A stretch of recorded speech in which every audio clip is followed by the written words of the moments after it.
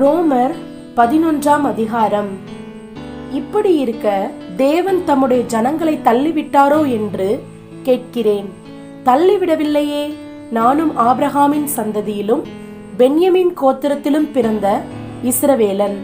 தேவன் தாம் முன்னறிந்து கொண்ட தம்முடைய ஜனங்களை தள்ளிவிடவில்லை. எலியாவை குறித்து சொல்லிய இடத்தில் வேதம் சொல்கிறதை அறியீர்களா?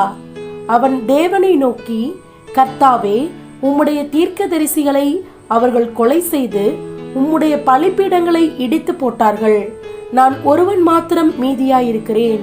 என் பிராணனையும் வாங்க தேடுகிறார்களே என்று இஸ்ரவேலுக்கு விரோதமாக விண்ணப்பம் பண்ணின போது அவனுக்கு உண்டான தேவ உத்தரவு என்ன? பாகாலுக்கு முன்பாக முழங்கால் படியிடாத 7000 பேரை எனக்காக மீதியாக வைத்தேன் என்பதே. அப்படி போல இக்காலத்திலேயும் கிருபையினாலே உண்டாகும் தெரிந்து கொள்ளுதலின் படி ஒரு பங்கு மீதியாயிருக்கிறது. அது கிருபையினாலே உண்டாயிருந்தால் கிரியையினாலே உண்டாயிராது. அப்படி அல்லவென்றால் கிருபையானது கிருபை அல்லவே. அன்றியும் அது கிரியைகளினாலே உண்டாயிருந்தால் அது ஒரு கிருபையாய் இராது. அப்படி அல்லவென்றால் கிரியையானது கிரியை அல்லவே. அப்படியானால் என்ன? இஸ்ரவேல் தேடுகிறதை அடையாமல் இருக்கிறார்கள். தெரிந்து கொள்ளப்பட்டவர்களோ அதை அடைந்திருக்கிறார்கள். மற்றவர்கள் இன்றைய தினம் வரைக்கும் கடினப்பட்டிருக்கிறார்கள். கனநித்திரையின் ஆவியையும் காணாதிருக்கிற கண்களையும் கேளாதிருக்கிற காதுகளையும் தேவன் அவர்களுக்கு கொடுத்தார் என்று எழுதியிருக்கிறபடி ஆயிற்று. அன்றியும் அவர்களுடைய பந்தி அவர்களுக்கு சுருக்கும் கண்ணியும் இடறுதற்கான கல்லும் பதிலுக்கு பதிலளித்தலுமாக கடவது. காணாதபடிக்கு அவர்களுடைய கண்கள் அந்தகாரப்பட கடவது. அவர்களுடைய முதுகை எப்போதும் குனிய பண்ணும் என்று தாவீது சொல்லி இருக்கிறான்.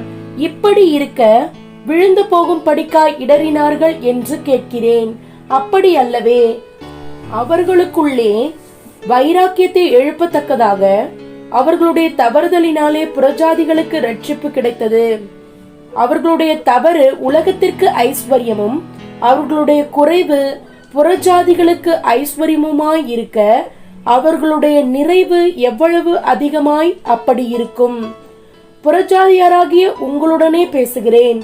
புறஜாதிகளுக்கு நான் அப்போஸ்தலனாய் இருக்கிறதினாலே என் இனத்தாருக்குள்ளே நான் வைராக்கியத்தை எழுப்பி அவர்களில் சிலரை ரட்சிக்க வேண்டும் என்று என் ஊழியத்தை மேன்மைப்படுத்துகிறேன். அவர்களை தள்ளிவிடுதல் உலகத்தை ஒப்புரவாக்குதலாயிருக்க அவர்களை அங்கீகரித்துக் கொள்ளுதல் என்னமாயிராது. மரித்தோரிலிருந்து ஜீவன் உண்டானது போல் இருக்கும் அல்லவோ? மேலும் முதற்பலனாகிய மாவானது பரிசுத்தமாயிருந்தால் பிசைந்தமா முழுவதும் பரிசுத்தமாயிருக்கும். வேறானது பரிசுத்தமாயிருந்தால் கிளைகளும் பரிசுத்தமாயிருக்கும். சில கிளைகள் முறித்து போடப்பட்டிருக்க காட்டொளிவ மரமாகிய நீ அவைகள் இருந்த இடத்தில் ஒட்ட வைக்கப்பட்டு ஒளிவ மரத்தின் வேருக்கும் சாரத்துக்கும் உடன் பங்காளியாய் இருந்தாயானால் நீ அந்த கிளைகளுக்கு விரோதமாய் பெருமை பாராட்டாதே. பெருமை பாராட்டுவாயானால் நீ வேரை சுமக்காமல் வேர் உன்னை சுமக்கிறதென்று நினைத்துக்கொள். நான் ஒட்ட வைக்கப்படுவதற்கு அந்த கிளைகள் முறித்து போடப்பட்டதென்று சொல்கிறாயே, நல்லது.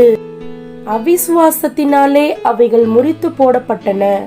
நீ விசுவாசத்தினாலே நிற்கிறாய்.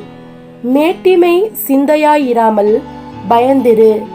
சுபாவ கிளைகளை தேவன் தப்பவிடாதிருக்க உன்னையும் தப்பவிட மாட்டார் என்று எச்சரிக்கையாயிரு.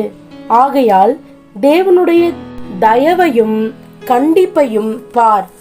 விழுந்தவர்களிடத்திலே கண்டிப்பையும் உன்னிடத்திலே தயவையும் காண்பித்தார். அந்த தயவிலே நிலைத்திருப்பாயானால் உனக்கு தயவு கிடைக்கும். நிலைத்திராவிட்டால் நீயும் வெட்டுண்டு போவாய்.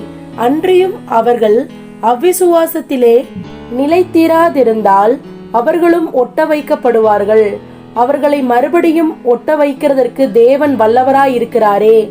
சுபாவத்தின்படி காட்டொளிவு மரத்திலிருந்து நீ வெட்டப்பட்டு சுபாவத்திற்கு விரோதமாய் நல்ல ஒலிவ மரத்திலே ஒட்ட வைக்கப்பட்டிருந்தால் சுபாவ கிளைகளாகிய அவர்கள் தங்கள் சுய ஒலிவ மரத்திலே ஒட்ட வைக்கப்படுவது அதிக நிச்சயமல்லவா? மேலும் சகோதரரே, நீங்கள் உங்களையே புத்திமான்கள் என்று எண்ணாதபடிக்கு ஒரு இரகசியத்தை நீங்கள் அறிய வேண்டும் என்றிருக்கிறேன். அதென்னவெனில், புறஜாதியருடைய நிறைவு உண்டாகும் வரைக்கும் இஸ்ரவேலரில் ஒரு பங்கு கடினமான மனதுண்டாயிருக்கும். இந்த பிரகாரம் இஸ்ரவேலர் எல்லாரும் ரட்சிக்கப்படுவார்கள். மீட்கிறவர் சியோனிலிருந்து வந்து அவபக்தியை யாக்கோபை விட்டு விலக்குவார் என்றும், நான் அவர்களுடைய பாவங்களை நீக்கும்போது இதுவே நான் அவர்களுடனே செய்யும் உடன்படிக்கை என்றும் எழுதியிருக்கிறது. சுவிசேஷத்தை குறித்து அவர்கள் உங்கள் நிமித்தம் பகைஞராய் இருக்கிறார்கள். தெரிந்து கொள்ளுதலை குறித்து அவர்கள் பிதாக்களின் நிமித்தம் அன்பு கூறப்பட்டவர்களாய் இருக்கிறார்கள்.